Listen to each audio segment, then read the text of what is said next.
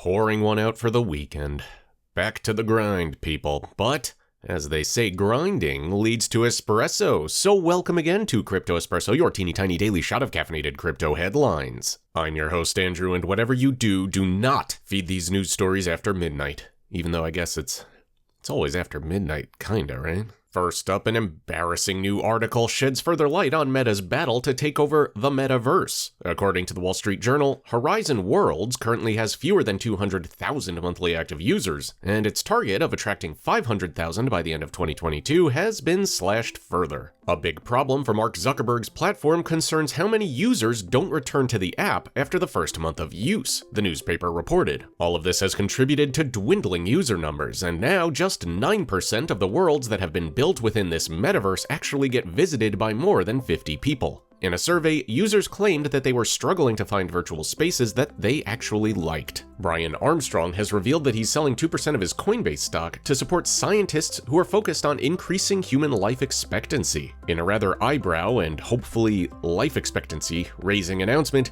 the CEO said he would be gradually offloading these shares over the next 12 months. Armstrong stressed that he intends to lead Coinbase for a very long time, and his plans should not be misconstrued. According to Forbes, Armstrong owns about 19% of Coinbase's shares, and collectively they're worth a reasonable $2.7 billion. Offloading 2% of his holding would result in a $54 million donation, with New Limit and Research Hub named as two of the beneficiaries. Coinbase stock has had a pretty rough 2022, and year-to-date it's lost about 75% of its value. And finally, a man who was involved in draining $114 million from Mango Markets last week has released a statement and insists that his actions were legal. Avraham Eisenberg says that he was part of a highly profitable trading strategy, and the group were using the protocol as it had been designed. However, he argued that Mango Markets' development team did not fully anticipate all the consequences of setting parameters the way they are. Eisenberg said the strategy had led to Mango Markets becoming insolvent because its insurance fund could not cover all liquidations, with users unable to access funds.